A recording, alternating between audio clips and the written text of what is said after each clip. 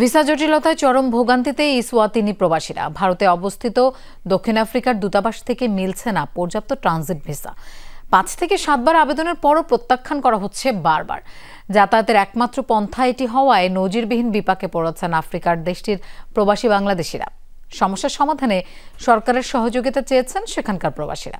Eswatini থেকে সহকর্মী নুরুল আলমের প্রতিবেদনে দেখুন বিস্তারিত। আফ্রিকার দক্ষিণাঞ্চলের ছোট এক দেশ ইসওয়াতিনি। নয়নাবিরাম সবুজ পাহাড়ে ঘেরা দেশটি আগে পরিচিত ছিল সোয়াজিল্যান্ড নামে, যেখানে মাত্র ১২ লাখ মানুষের বাস। ভাগ্যের চাকা ঘুরাতে ৪ দশক আগে দেশটিতে পাড়ি জমানো শুরু করেন বাংলাদেশিরা। সুপারমার্কেট, বিপণী বিতান, রেস্তোরাঁ সহ একাধিক খাতে রয়েছে প্রায় ৩,০০০ বাংলাদেশির সরব উপস্থিতি। কিন্তু বছরের পর বছর দেশের রেমিটেন্স প্রবাহে গুরুত্বপূর্ণ অবদান রাখলেও ভোগান্তির যেন শেষ নেই ইসওয়াতিনি প্রবাসীদের।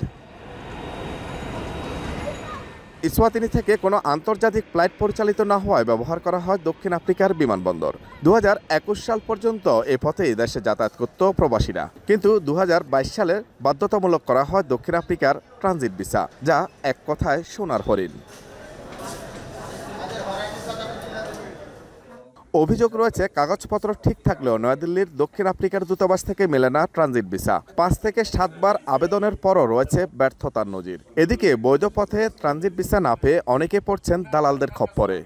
ইন্ডিয়াতে অ্যাপ্লিকেশন করছিলাম, প্রায় 5 বার আমাদের রিজেক্ট করছে। সাউথ আফ্রিকা এম্বাসি থেকে ট্রানজিট ভিসা দিতেছে, বাট আমরা যখন দেশে যাই, দেশে থেকে আসার সময় আবার ট্রানজিট ভিসা লাগে, ওইটা ইন্ডিয়া থেকে আমাদেরকে দিতেছে না। ওয়ার্ক পারমিট সব কিছু আছে, কিন্তু যাওয়ার টাইমে ভিসা মিলতেছে ট্রানজিট ওয়ান ওয়ে, তো আসার টাইমে কোনো ভিসা নাই। 1,40,000 টাকা দিছি কন্ট্যাক্ট করার জন্য, কন্ট্যাক্ট করছে ওর সাথে, এখন আসতে পারে না, ওর টাকাটা মারি বসে থাকছে। সংকট নিরসনে বাংলাদেশ সরকারের সহযোগিতা চান প্রবাসীরা। বাংলাদেশে দক্ষিণ আফ্রিকার দূতাবাস চালুর জোর দাবি তাদের। এই বিষয়টা যেন সুষ্ঠু সুরা হয় এবং কি প্রয়োজনে আমাদের দেশে কমিশন যদি হয় তাহলে এই সমস্যা থাকবে না। এদিকে ভিসার সমস্যা দূরীকরণে আশার আলো দেখিয়েছে পররাষ্ট্র মন্ত্রণালয়। জানিয়েছে এরই মধ্যে কাজ শুরু করেছে দূতাবাস। অবগত করা হবে দক্ষিণ আফ্রিকা মিশনকেও। যারা উচ্চ পর্যায়ের কর্মকর্তা অ্যাম্বাসেডর আছেন, যারা আমাদের বাংলাদেশ অ্যাফেয়ার্স দেখছেন, দক্ষিণ এশিয়া অ্যাফেয়ার্স দেখছেন, তাদের সাথে আমি মিটিংয়ে মিলিত হয়ে বিষয়টা রেজ করেছি যেন ভিসাটা সহজ করা হয়। ইসওয়াতিনিতে বসবাস করা ৯০ ভাগেরও বেশি বাংলাদেশি ভুগছেন ট্রানজিট ভিসার সমস্যায়। ভারত থেকে মিলছে না ট্রানজিট ভিসা। সমাধান একটাই, বাংলাদেশে দক্ষিণ আফ্রিকার দূতাবাস স্থাপন। তাই এই সকল প্রবাসী বাংলাদেশিদের দাবি, দ্রুত যেন দক্ষিণ আফ্রিকার একটি দূতাবাস বাংলাদেশে স্থাপন করা হয়। Nurul Alam, Jamuna news, Mbabane, Eswatini. দর্শক, এই বিষয়ে আমরা বিস্তারিত জানবো। দক্ষিণ আফ্রিকা থেকে আমাদের সাথে যোগ দিচ্ছেন সহকর্মী নুরুল আলম।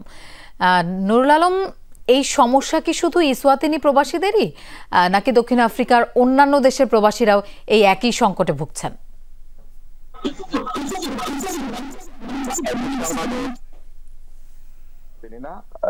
সাউথার্ন আফ্রিকা অর্থাৎ আফ্রিকার দক্ষিণাঞ্চলে যে দেশগুলো আছে সেটির মধ্যে আরেকটি দেশ রয়েছে লেসোথো।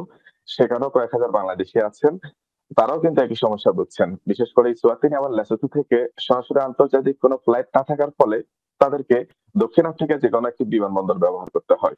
সেক্ষেত্রে তারা কিন্তু এই ভোগান্তি পাচ্ছেন। রিপোর্টে যেমনটি দেখছিলেন, আসলে তারা যখন ইসওয়াতিনি থেকে বাংলাদেশে যাচ্ছেন তখন কিন্তু তাদের ট্রানজিট ভিসার সমস্যা হচ্ছে না। বাংলাদেশ থেকে যখন তারা ফিরছেন তখনই তারা কিন্তু ভোগান্তিতে পড়ছেন। কারণ হচ্ছে তখন তাদেরকে দক্ষিণ আফ্রিকার ট্রানজিট ভিসা নিতে হয় ভারতের নয়াদিল্লি থেকে, যেখানে দক্ষিণ আফ্রিকার দূতাবাস রয়েছে। দুর্ভাগ্যের বিষয় হচ্ছে সেই দূতাবাসে ২০২২ সালে যখন ট্রানজিট ভিসার বাধ্যবাধকতা করা হয় তখনের পর থেকেই স্বাভাবিকভাবে এই ভিসা কিন্তু পাচ্ছেন না। অনেকে কিন্তু বাংলাদেশে গিয়ে ইতিমধ্যে আটকা পড়েছেন, অনেকে ৫-৭ বার ৮ বার আবেদন করেও তারা কিন্তু ব্যর্থ হয়েছেন, সে নজিরও কিন্তু আছে। আমি এই বিষয়ে বিস্তর কথা বলেছিলাম আফ্রিকা উইং এর ডিজি দেওয়ান আলী আশরাফের সাথেও। তিনি বলছিলেন যে বিষয়টি তিনি দক্ষিণ আফ্রিকার মিশনকে অবগত করবেন, এমনকি দ্রুত যাতে সমস্যার সমাধান হয় সে বিষয়ে তিনি পদক্ষেপ নেবেন। একই কথা আমাদের দূতাবাস দক্ষিণ আফ্রিকার রাষ্ট্রদূত যিনি রয়েছেন শাহমেদ শফি, তিনিও বিষয়টি স্বীকার করেছেন এবং বলছেন যে তার মিশন এই বিষয়ে কাজ করছে। আমি ইসওয়াতিনির সাধারণ বাংলাদেশের সাথে কথা বলছিলাম, আসলে যেখানে অন্যান্য দেশের সবাই ভিসা পাচ্ছে, ট্রানজিট ভিসা, বাংলাদেশিরা কেন নয়, পাচ্ছে না কেন? সেক্ষেত্রে তাদের কিন্তু একটা অভিযোগ রয়েছে। তারা বলছিলেন যে যেহেতু দূতাবাসটি ভারতে, সেক্ষেত্রে খানিকটা ভারতীয় আগ্রাসনের কথা তারা কিন্তু বলছিলেন যে অনেকটা ইচ্ছাকৃতভাবেই বাংলাদেশিদেরকে হয়রানি করা হচ্ছে, বা বাংলাদেশিরা ঠিকঠাক মতো যাতায়াত করুক, তার ব্যবসা বাণিজ্য গ্রো হোক, তেমনটা হয়তো চাচ্ছেন না হয়তো এই ক্ষেত্রে, সেটির একটি প্রভাব তারা কিন্তু দেখছেন।